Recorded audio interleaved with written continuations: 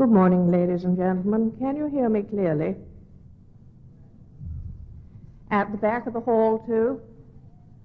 Good. It's somewhat difficult to present a clear picture of meditation after the opening remarks, because meditation has become much too much of a science in this day and age, and far too little of what it really is. Meditation is neither an art nor a science. If there is an art about it at all, it is discovering what its purpose is, which also means what your purpose is. When the Buddha left home at the age of 29, he did so because, he said, he had to find enlightenment. And people at the present time say to me, we must find enlightenment. But most of them have theories as to what it is. They think it is being aware of your next-door neighbor, or very much more aware of what is going on around you. And the Buddha himself had this as a problem. It was not until after his enlightenment that he discovered what he had really been looking for. And I can assure you it has nothing to do whatsoever with some of the remarks we have just heard. No disrespect whatsoever to the speaker intended. One has to be very careful of getting involved in anything that may in any way suggest hypnosis.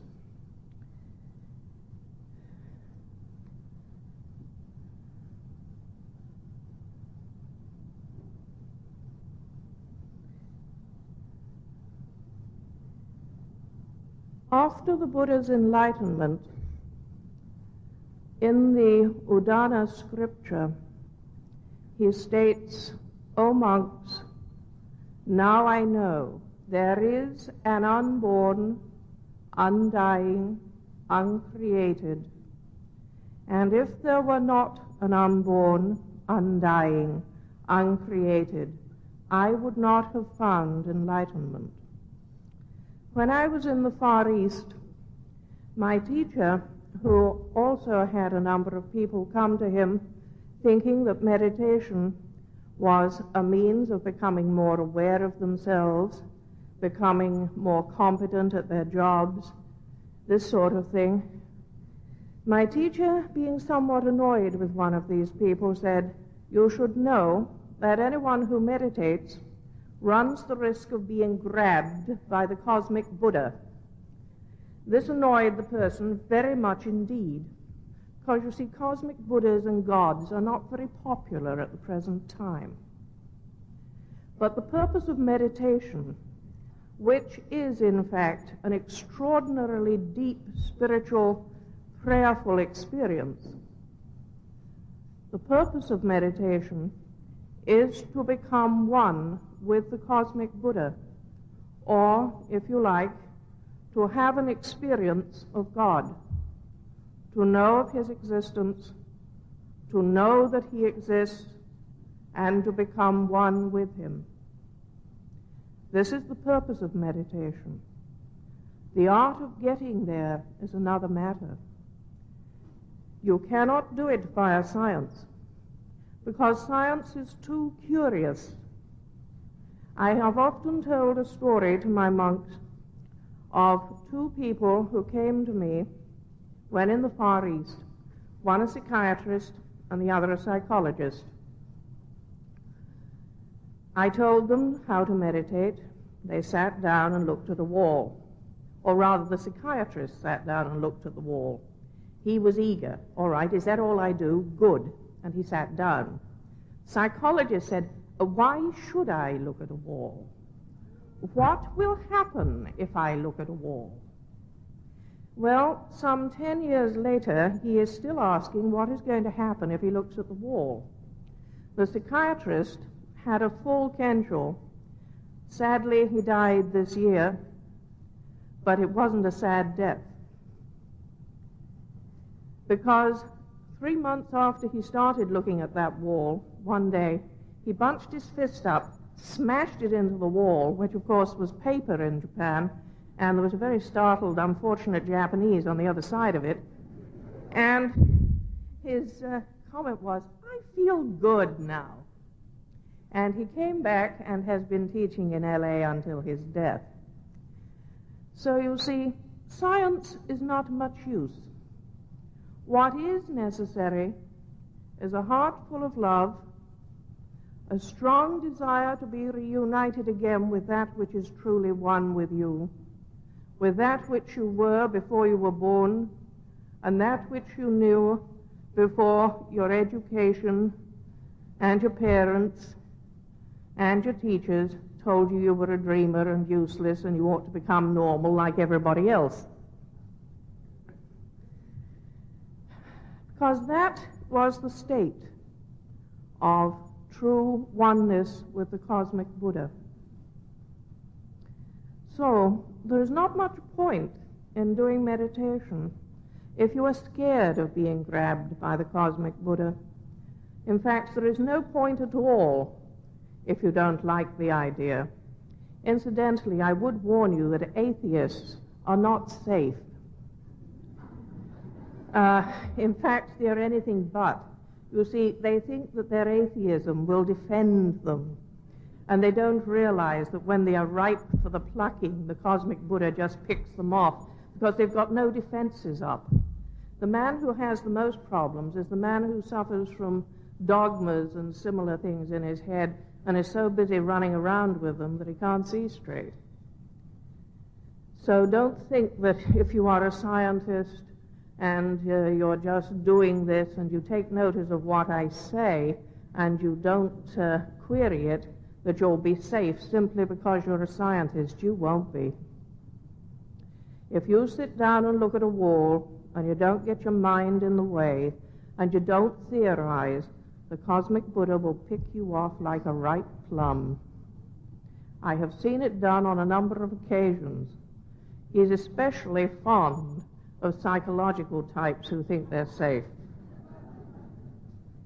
I think it's a challenge to him.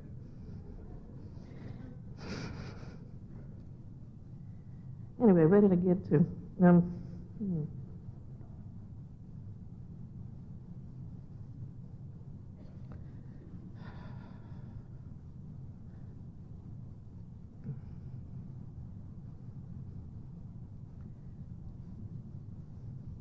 So what brings people to meditation? Primarily fear, even if it's only fear of incompetence. But if they dig more deeply, they will find that that fear has a totally different basis. Most people come to meditation for a reason they will not even admit to themselves: fear of life or fear of death. There are more people afraid of life, actually, than there are afraid of death.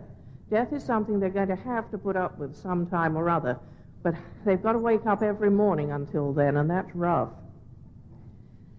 However, meditation will teach you how to make a good death and how to look forward to every day of the week. Not to dread every day of the week, not to worry about what is going to go on, but to look forward to it. Because in so doing, you know that you are not alone. You know that you are part of the one great cosmic Buddha, and that within you there is that which is undying and uncreated. And that undying, uncreated, no matter what may happen to you from day to day to day, no matter what may happen, nothing can harm that undying, uncreated. Once you find this place, there is never a bad day, and there is no fear of death whatsoever, for death and birth are merely positions in time, a time when one takes on a new set of bones and flesh, and like an old car, these are put on the dump when they've had it, and the undying and the uncreated continue. And maybe you pick up a new set of bones and blood. I have no way of knowing. Perhaps I will, perhaps I won't. But having found the undying and the uncreated, there is not a problem. It doesn't matter to me whether I live again in this life or in another life, for I know that there is the undying, the uncreated. And that is the purpose of meditation, and the art of meditation is finding that place. And it has got nothing whatsoever to do with all the other things that we hear. Many of them may be useful adjuncts, but pure meditation must be done. Without pure meditation, there is just no way in which you can find this place. You can do your flower arranging, you can play your music, you can have your discussions, but without pure meditation, nothing will happen. You may make yourself feel a bit better for a short time. You may even go home feeling good after tomorrow. I gather today, according to the mayor, is not meditation day, so you can listen to me instead. However, after tomorrow, you can go home feeling good. And understand, of course. By the way, I appreciate his comments. It's nice to be recognized. However, unless you are willing to go the whole way to the cosmic Buddha, don't try meditation. If you are afraid of being grabbed by God, don't look at a wall. Above all, don't sit still. Definitely don't talk to any of my monks. Because, you know, they might just have got him in their pockets, and without your noticing, you'll have a collar around your neck. And maybe, you know, there's another problem after that. We have a disease up in Shasta. It's known as falling hair. So please be very careful whom you talk to when my lecture is over. Falling hair is a very bad disease. Somehow it never grows again. But something else does. Something exquisite, something very beautiful, something very gentle. It is a return, if you like, through the watertight door that most of us fit between our adulthood and our childhood. A return to the time when we were young, in spirit as well as in body. We will not again get a young body. I shall not again look like a 7-year-old, not at any rate this time around. But your mind, your spirit is eternal. And being eternal, there is no such thing as age. And if a spirit is ageless, there is perpetual youth, and there is perpetual spring. And that is the beauty that monks share together in a sangha. It is also the life that they share together, for theirs is one life, not many. And they get there via the art of meditation. I do not propose to tell you how it is actually done this morning. One of my disciples, Reverend Hari or Young, will be doing that this afternoon. He'll be showing you the exact methods that we use in Soto Zen, which, by the way, is the only one of the Mahayana schools of Buddhism that still contains many of the original Indian trays of meditation to be found at the time of the Buddha. All the other Mahayana schools have become somewhat more sophisticated. He will not be able to go into this fully this afternoon, That is the differences in the histories of the two. That's what I'm talking about. But he will be able to give you a full and comprehensive instruction in how to meditate in the Soto Zen way.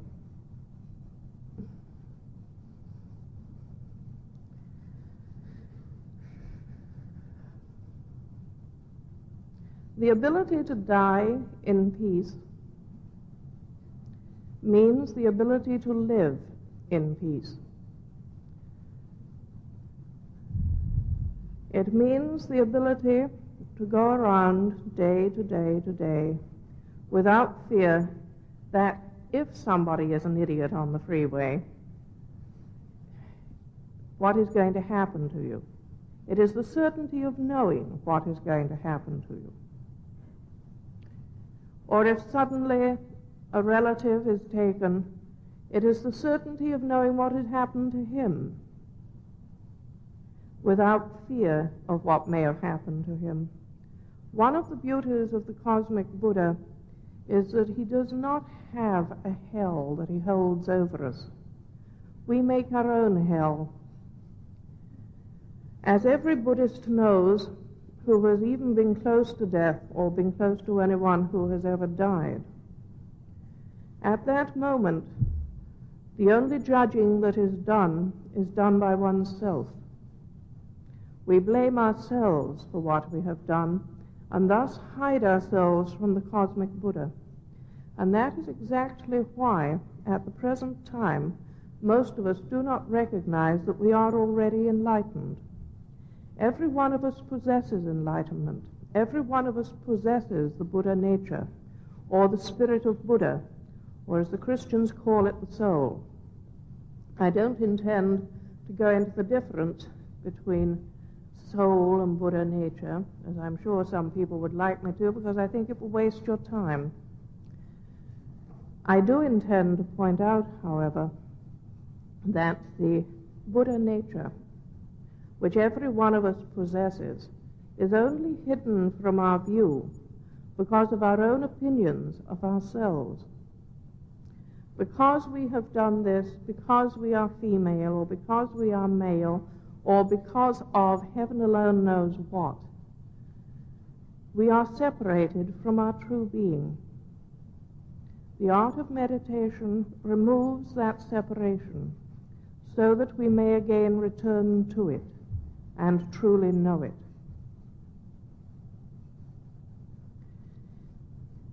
And at the time of death, when the cosmic Buddha, or as I'm sure a lot of you have read Dr. Moody's books on life after life, the great light comes which is full of love, or as some see the cosmic Buddha, or as others see Christ, for these are screens through which we may see God or the cosmic Buddha. When that moment comes, if we say, "But I have done," then yes, we will miss seeing him, and we will in our own time judge ourselves, and so we do not die in peace. But if we have, as a result of meditation, got this fear of what we are and what we have done out of the way, then at the moment of death we can go boldly on and become one with the cosmic Buddha. These are all the fruits of meditation: peaceful death, peaceful life, awareness of our fellow beings as being part of the cosmic Buddha, even whilst you are having to dislike some of the things that they get up to. One of the things I have had to make very clear to my monks in Shasta is that the drunk at the gate who is requiring entrance possesses the Buddha nature. If you cannot receive him as if he were the cosmic Buddha in person, then you are unfit to be a monk. But that does not require you providing him with another bottle. There is a very great difference between recognizing a man's Buddha nature and encouraging that which covers it up. So do not expect, if you come to Shasta, to find monks who will indulge you simply because you have a Buddha nature. It is because they love your Buddha nature that they will not indulge you. There is a great difference between the two.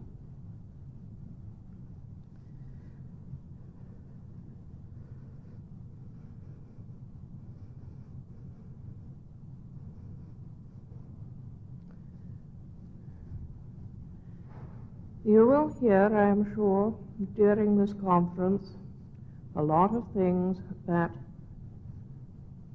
meditation can do for you. Certainly, if you can handle your emotions through meditation, which, by the way, is about the only way I know you can handle them, you will find that your actual physical body will be much better. But you do not go into meditation in order to improve your physical body. You go into meditation in order to become one with the cosmic Buddha. By accident, you happen to get a good body in return, therefore, unless you have, as a result of karma, received some chronic illness from years gone by, as I have, in which case you will finish it out in this lifetime, and that will be the end of it. Such is life. So you learn to accept. And so you learn to become at peace within yourself and with your fellow men. Emotions do damage to every organ of the body. Each emotion does damage to a different organ. One of the things you will learn if you study Soto Zen carefully is what emotions to avoid in order to avoid damage to certain organs. For example, fear can cause, in the end, kidney trouble, just as worry can cause ulcers. And so you can go through every organ of the body, knowing which one is damaged by which emotion, studying what you have done, finding out how you have done it and why, and avoiding it. But not because you want to have a healthy body, simply because you wish to return to the cosmic Buddha. And having done that, you have a beautiful, healthy body to give to him and to his work. What else will meditation do for you if you get the art correct? Among other things, it will make you extraordinarily aware of the safety of others and the care of others. I was somewhat appalled just now to notice someone whom I'm sure regards themselves as a serious meditator putting sticks of incense between the carpet and the wood. The incense burned right down to the wood. No one who is meditating completely properly would do so dangerous an act because of the danger of fire to other people. One of the beauties of meditation is that it does keep you on the ball. You are awake. You are alive. If meditation makes you, as in some cases I have discovered, so-called meditation seems to make you less efficient than you were when you started, then you are not meditating properly. If it does not make you a good 75% more efficient than you were, then you have gone into quietism, and that is not meditation. Quietism and meditation are two totally different things, and one should be very careful of the former. It looks good, it sounds good, it's beautifully artsy-craftsy, and it's terribly dangerous. And it's one of the few things that every great religion of the world, Christianity, Buddhism, Mohammedanism, all the great religions have successively condemned throughout the centuries, not because people are not trying to do a good job, but simply because it leads to irresponsibility. So the next thing that true meditation will do is make you into a very responsible person. It will not make you into a nuisance. It will not make you into a busybody. If it does, then you've gone wrong again. It does, however, make you aware of things like the possibility of fire, checking to make sure that the exit doors do work, and not obtrusively, but just making sure that they do, if there is a large gathering of people, because you see, I want every one of you to go back to the cosmic Buddha. I want every one of you to have the joy that I have got. And if you all die in a panic, you won't get that. That being so, since I am interested in it from that angle and from no other, I will check these things. And a true meditator will do everything in his power to make sure that the rest of the world around him is safe, just to be certain that everyone else can return peacefully to the cosmic Buddha. It doesn't look like much. It's not very spectacular. Just making sure that you drive properly on the freeway is a gift to your fellow human beings. Just making sure that you don't go charging across the road as a jaywalker is a gift to your fellow human beings. It is proof of good meditation. Wandering along sort of looking hazy with a stick of incense in the air is not good meditation, because some unfortunate wretch in a car is going to have to try and keep you alive. And that may be somewhat difficult if you don't give him some help. So do not get confused as to what meditation is. It has got nothing to do with external display. Now, I know that immediately somebody is going to say, then why have you turned up looking like this? Well, the answer is because if I didn't, some of you wouldn't listen to me. Now, where did I get to again?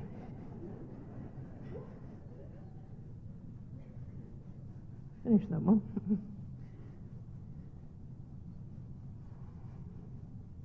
Obviously, if you do meditate properly, you will have an advantage over everyone else who does not, and a responsibility to them, because you will be far more quiet and still and aware of what is going on and capable of handling situations than can those who do not meditate. And this responsibility to others is something that not everybody wants. So if you don't want to be responsible, don't meditate. Again, if you do not want to become a full adult, don't meditate, because there's no way you can remain childish. You should know, I'm sure you do, know the difference between childish and childlike. A childlike person is a joy to know, and a childish one needs his ears boxed. Well, the childlike one is the one who has truly studied meditation and has got back to that beautiful state prior to having himself messed up by education and what other people thought he should be like. Whereas the childish one is the one who wants his own way, who thinks that every lane on the freeway belongs to him, who considers that everybody should like what he is doing, and has no consideration and no thought whatsoever for the other people around him. Beware of the latter. They may think that they are meditating. They are not.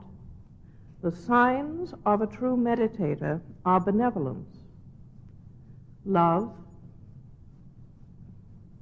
benevolence in the sense of wishing to help all living beings, of finding wise ways to help them that are not really spectacular. As I said, just making sure the exit doors work and that somebody's stick of incense doesn't burn the building down are not exactly going to be spectacular. They are not going to get you awards from the city and state, but they may make it possible for someone to live long enough to find the cosmic Buddha. Therefore, benevolence comes under finding wise ways of helping beings without sticking your neck out and making yourself look terribly important. Beware of spiritual pride. Wise ways of helping beings. Love. Recognizing the Buddha nature in every living thing, no matter how repellent it may appear to some and occasionally to you.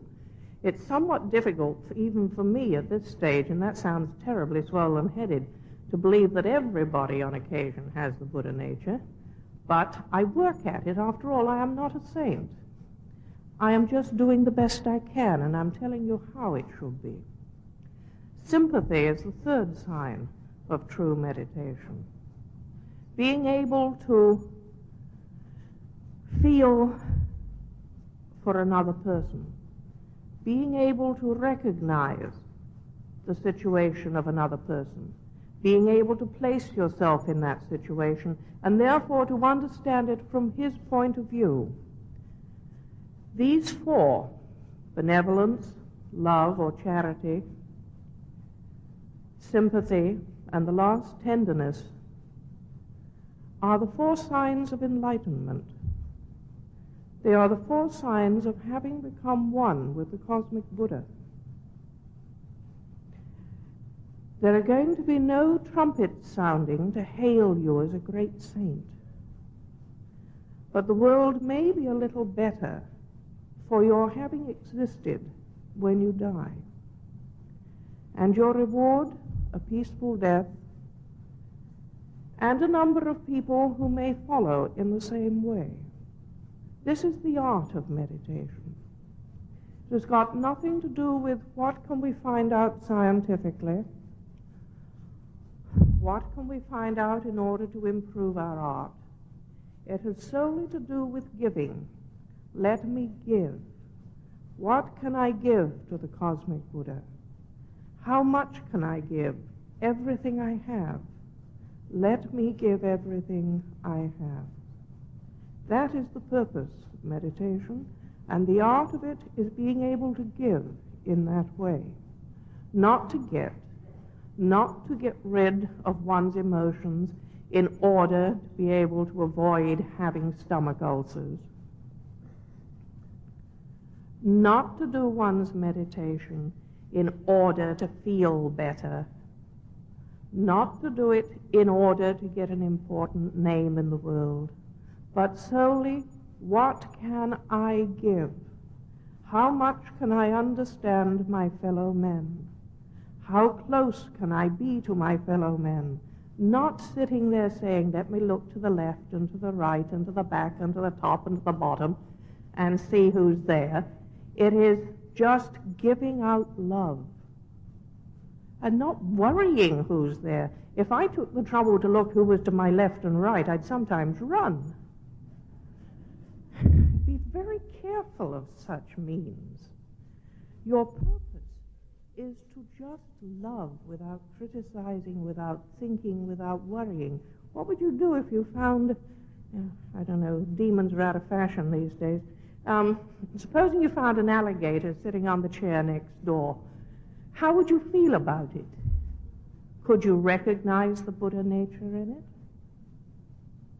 I know that's an impossible and a stupid statement, but the fact remains that if you do this, you do run the risk of the mind getting in the way, thinking getting in the way, cognizance, thoughts, and immediately you have thoughts, you have a problem, because then you start debating about these things. Are they good? Are they bad? Just don't worry about it. Just do it. Don't bother to have anything in between. Just do it. That's all that matters, the doing. Not the looking about and the studying. It's the doing that gets on and does it. And that's atrocious grammar.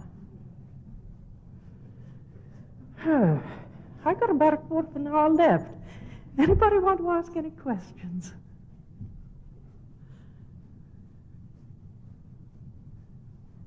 This is your last chance. I'm only speaking at this one. Yes.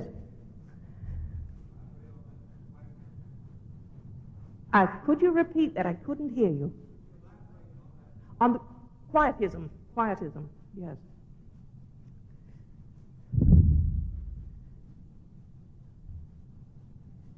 The main problem with quietism is that it can look uncommonly like real meditation. The way in which you can tell whether it is true meditation or not is the results that come from it.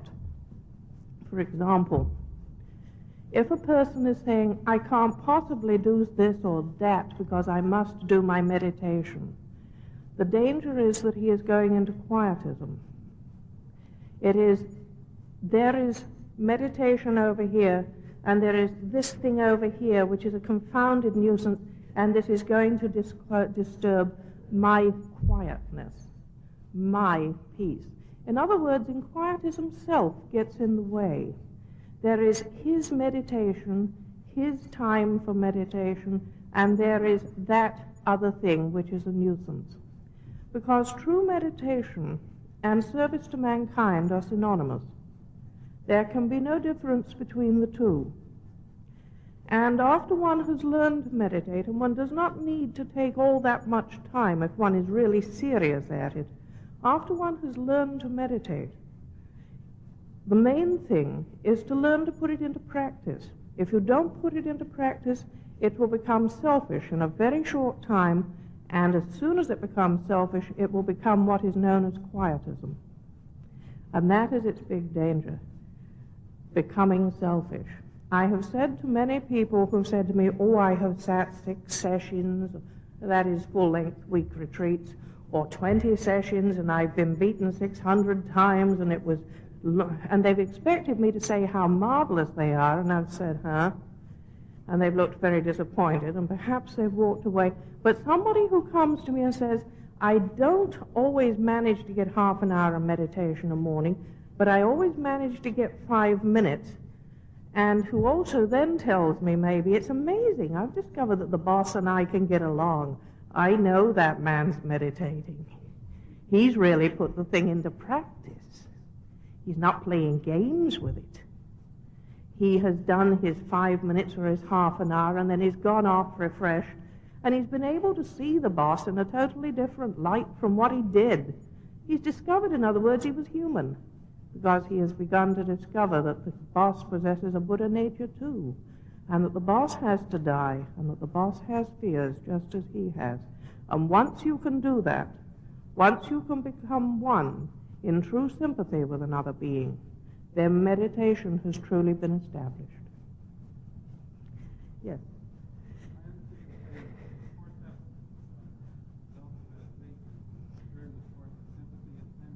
Sympathy, tenderness, love, and benevolence.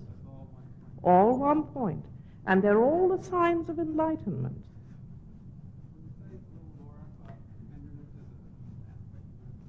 Tenderness, being able to feel for one's fellow beings. Being able to give up what one wants to do in order to help them. Being able to recognize that when somebody has got something up the spout, he's got it up the spout, and not trying to tell him that he's crazy for it. Trying to say, right, this is where you are at the moment. Maybe at a later date you will be in a different place. In other words, understanding him, trying to know, trying to understand, without trying to judge. It's incredibly difficult at times, especially if one has a good brain, and the person one is dealing with, one would normally regard as dumb. But that again is the art of meditation, learning to recognize that other people do have problems, and that one does have to try and help them.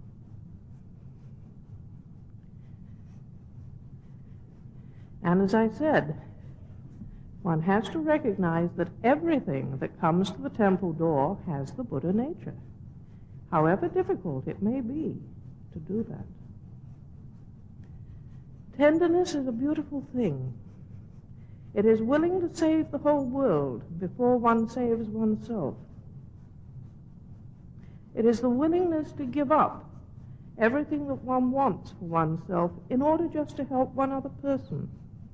There is a famous story of Dogen Zenji, the founder of Soto Zen in Japan, who had a monastery full of monks, and one of them was a kleptomaniac. And the rest of the monks were getting thoroughly fed up with this. And they all went to him in a body in the end and said, all right, if you don't throw this idiot out, we're all leaving. So he said, that's fine. You don't need me, and he does. Goodbye. And they all looked very worried and stayed, because he had given them a magnificent lesson in tenderness. Who needs the priest but the one who is in real need? The rest were doing marvelously. They didn't need him. They knew how to train, but the other one didn't. And just think of what it would have done, supposing they'd all decided to go, but he trained them too well, so they didn't, but that's neither here nor there. But just imagine what would have happened if they had. He would have been broke and starving, and who would have agreed with what he had done? Having compassion, having leniency towards evildoers is one of the signs of tenderness. It is also one of the signs of benevolence. It's very difficult in this day and age understanding this type of mind, especially when the current temperament of the times is to treat evildoers far more harshly than we have been doing in past years. I am in no way saying that wrongdoers should be allowed to go unpunished. Do not misunderstand me. I am saying we should get the vindictiveness out of it. There is a tremendous difference between rehabilitating someone and being vindictive about it. And that is the meaning of tenderness and benevolence. It is doing something constructive rather than destructive, no matter what a person may have done. Yes. I'm sorry, I can't hear you. Not if it's real.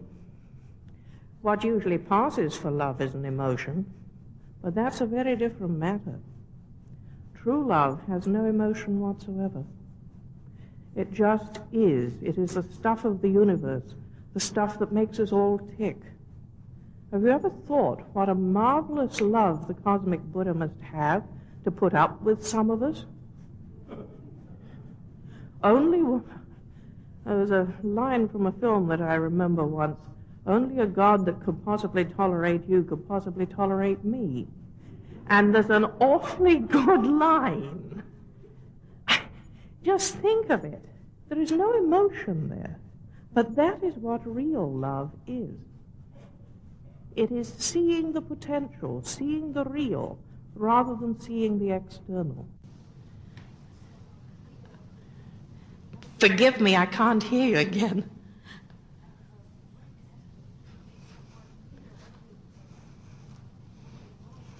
Emotion, jealousy, fear, worry. The question was, what do I regard as emotion? And the answer is jealousy, fear, worry, grief, reactions to situations that cause us to lie. These things are emotions. These are all things that we can train ourselves out of. And of course they lead to much more serious things such as vindictiveness and malice. That is emotion. Yes? Please, could you, the noise of the air conditioning is too much.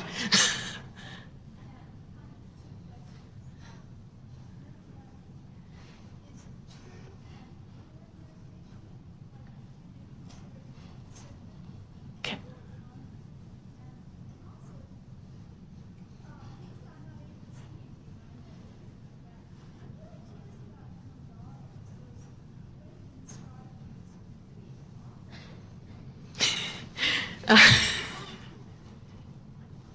One of the problems of translating books The question was, some of the pictures of mandalas, etc., were really horrible.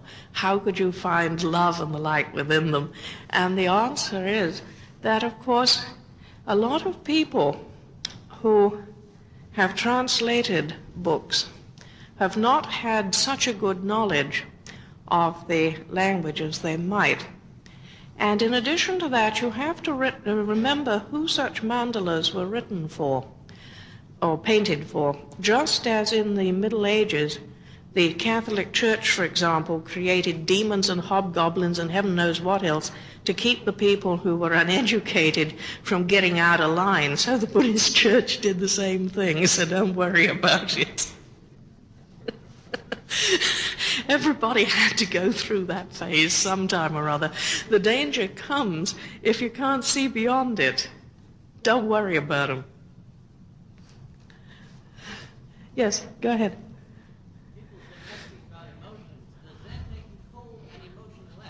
No. It makes you one of the most warm, one of the most... Sure. I was asked, does Zen make you cold and emotionless? And the answer is definitely no. It will make you one of the most warm, alive, and vibrant people in the world.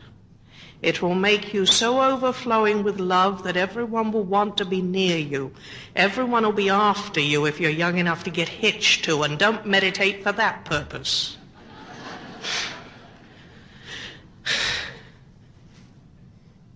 You see, it's not one of these cold fish things. This is another one of the problems of people who have been to the East for a very short time and have come back and they write these lovely little poems about moons and stars and flowers, and they have not ever got right down to the real depth of the thing. They have not got to the cosmic Buddha. They have got to what he shows. They've mistaken the finger pointing at the moon for the moon itself. The flower and the moon and the star are the signs of the cosmic Buddha. But it is to know the cosmic Buddha that releases the fountain of love. And that is the thing that you have to get to, not the cold, starry attitude of mind that I have bumped into from time to time. I've got time for just one more. Yes? There is a kind of love that is an emotion, like worry, anger, and so forth, that you're distinguishing from other love.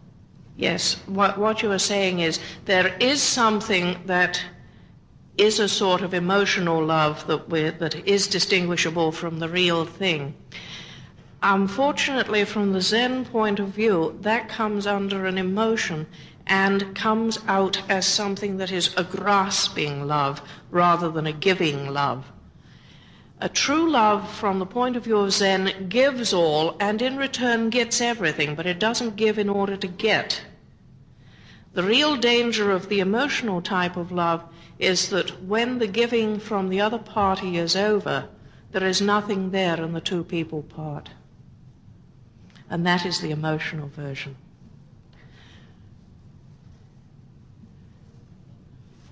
Where is it?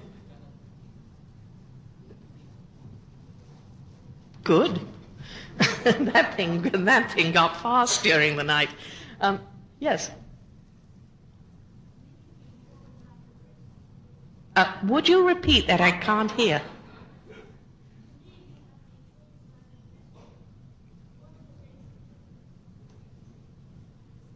Could somebody repeat?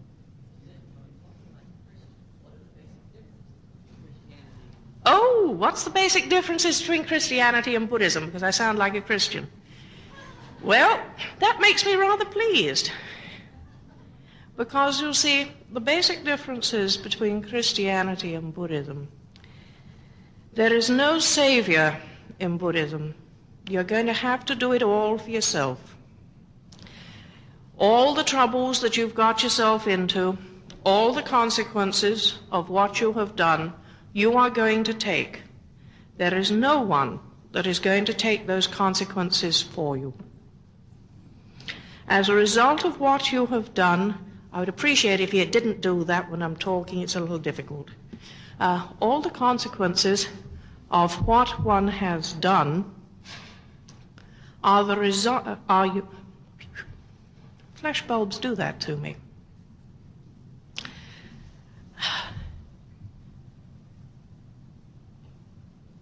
All the consequences of what you have done, you are going to have to take for yourself with no assistance from anyone else. You are not going to have someone to whom you will eventually go who will mediate for you as a result of what you've done. You will go to the cosmic Buddha at the time of death with all your good and evil karma. And if you have not taken the trouble to do something about yourself in this life, then you will at the time of death judge yourself. That is the first big difference. The next big difference is that the cosmic Buddha, that which is XYZ, God, Lord of the house, whatever you like to call it, and I don't really care, does not and will never judge you. That which is that which is. It just simply is. It is not its problem that you are good or bad. It is your problem, because you have created the mess. Therefore, you have to clean it up. It has nothing to do with you in that sense. It is not a God the Creator in the sense that it is not a father with a big stick standing in some nebulous place to slug you every time you do wrong. You get the slugging from your own activity and then complain about it. If you ask me, how does the creation, as in the Bible, fit in with Buddhist teaching, the answer is that I can only tell you what the official answer is of the Buddhist Church, because I don't know. To my knowledge, I wasn't there at the time of creation, but maybe I was, who knows? The answer is, I can give you the official information, which is Buddhism goes along completely with Darwin's theory of evolution. Yes?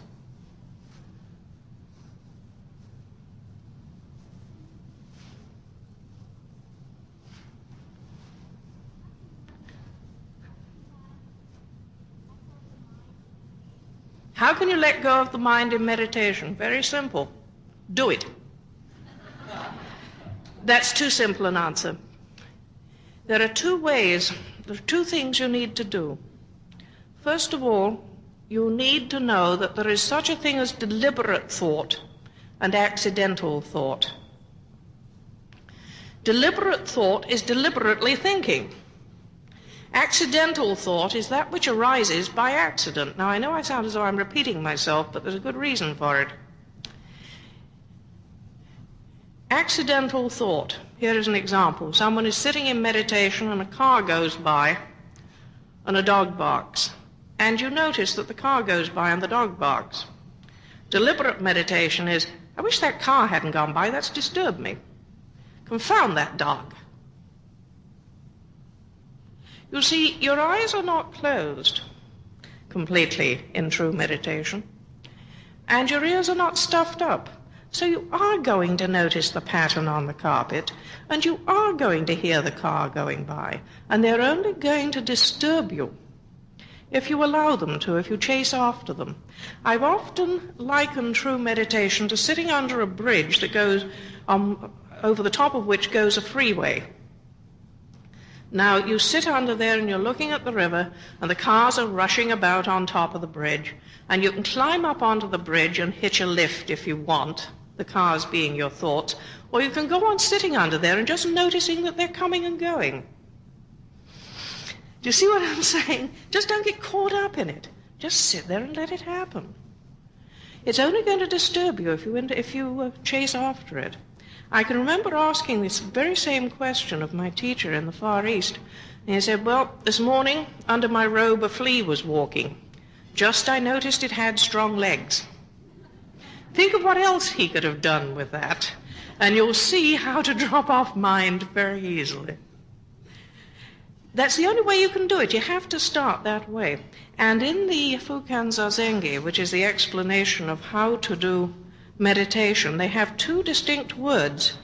It's frequently translated as think the unthinkable or something equally crazy, but what it comes down to really is don't try to think and don't try not to think.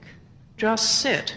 And in Japanese it comes out as no deliberate thought, accidental thought, so it happens. Which means very simply, just don't get caught up. Yes? Go ahead. I'm sorry, I didn't hear you.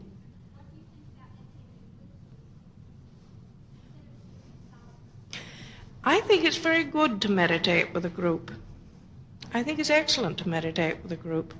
But do remember that there are pulls with that. There are disadvantages and advantages both ways. The advantage of having a group means that you've got people who can encourage you. It also means that you've got people who can lead you astray.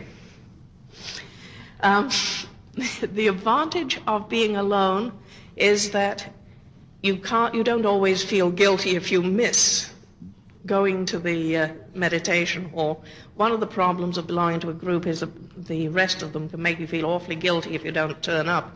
And sometimes people do have schedules that they just cannot always turn up.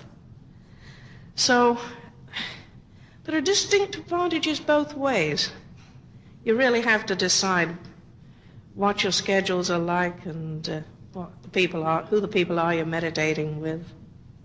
Try it from that angle. I can't give you a better answer than that.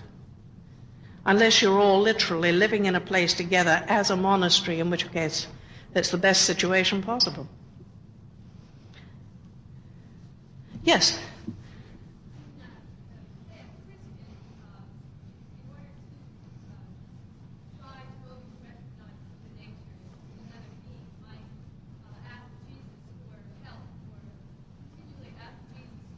You may ask through any screen whatsoever. The question was, would a Christian perhaps ask Jesus to help a fellow being? The beauty of the cosmic Buddha is he's willing to answer to any name, including atheism. That's one of the things that really annoys him. He doesn't mind what title you give him. He will answer to it. And if a Christian wishes to do it saying, I am asking through Jesus, the cosmic Buddha will oblige.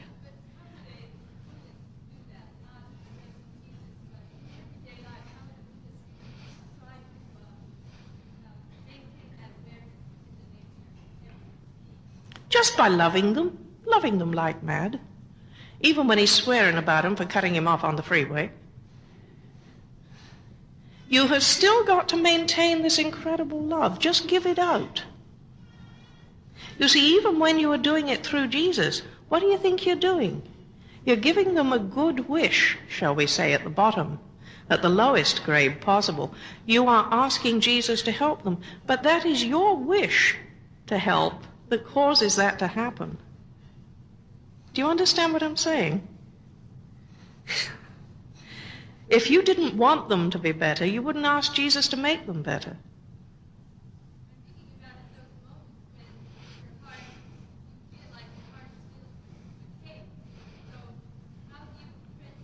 Or what do I do then? I sit still. If I'm really mad, I sit still.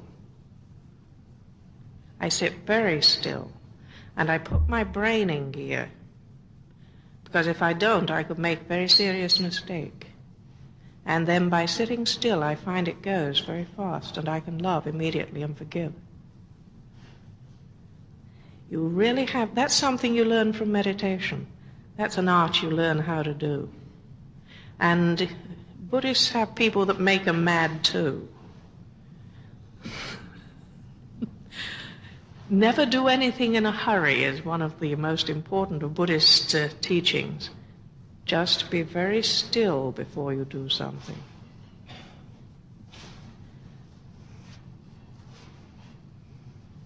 Yes.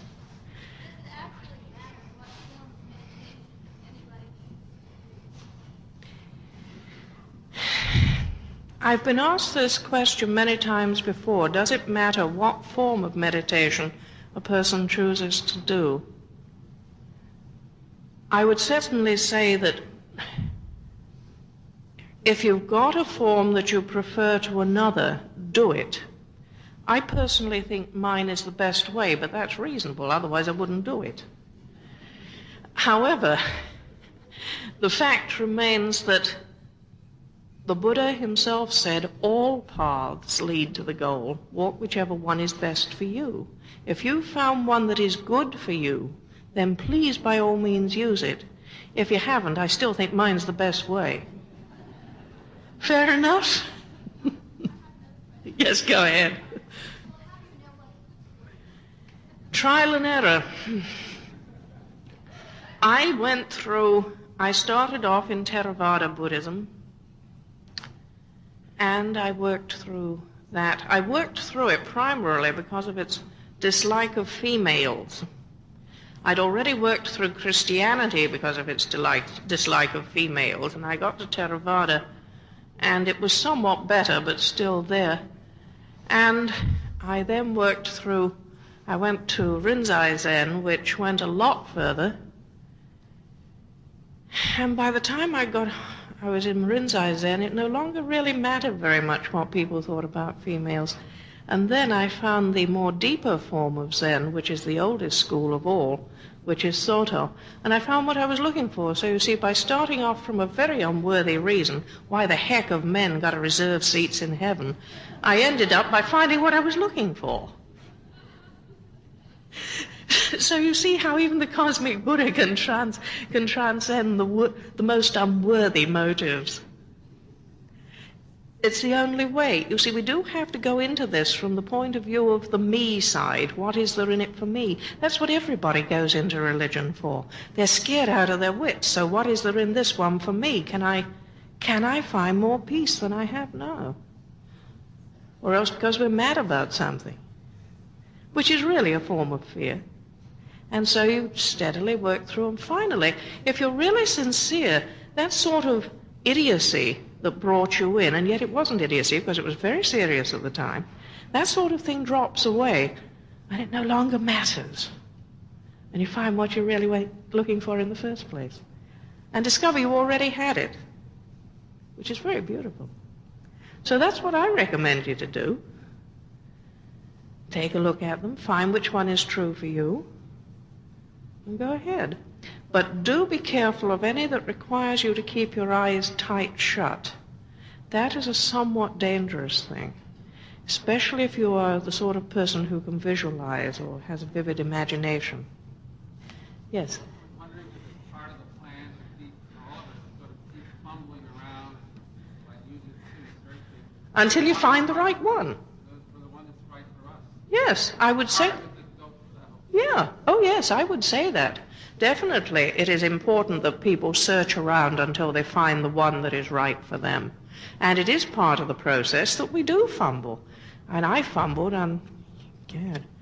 from about the age of 7, when I decided that what I was being fed wasn't true, to the age of 39. That's a heck of a long time.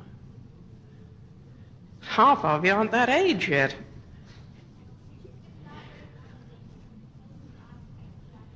Yes, if sometimes visions do occur, if you have your eyes tightly closed, you can skip off into the vision because it's so much more pleasant than everyday life. If you have them partially open, you retain your grasp on reality. Contrary to what people think, visions frequently do occur. They don't do any harm to you whatsoever unless you mistake them for what is real, or if you go off into them saying, I love this, why come back to the real world? Do you understand what I'm saying? You can hypnotize yourself into liking it too much, which is reasonable considering what sometimes the real world is like. But that is a very dangerous situation to get into. And if you're meditating properly and you do have a fairly vivid imagination, visions are going to occur. Also, some other things are going to happen. Everyone has to go through this to a certain extent.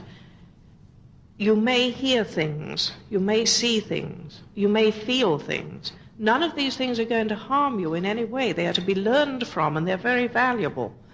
But don't grab them, don't run after them. And the danger of keeping your eyes closed is that you've increased that possibility 100%. You keep them only partially open, just a little open.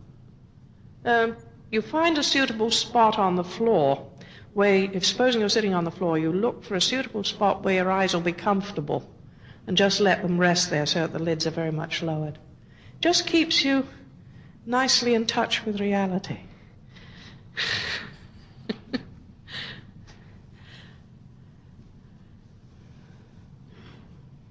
Okay, it would seem I have... all right, we'll take one more. There's two more. Okay, I'll take both of you. Let's have you first. I'm sorry, I can't hear you again.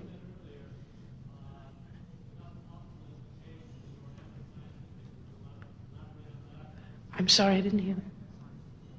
What? Not anti-scientific at all. I just don't want people to think that science, the scientific results that come from meditation, are its only results. You can't do meditation just to study science. What I'm warning is that any scientist who tries this, the cosmic Buddha is going to sit there with a big grin and pick him off. So don't think that that's all it is. Okay? Right, you have one. What is my definition of reality, the real world? Being one with the cosmic Buddha and knowing that that is the normal state to which every being in this world has been called.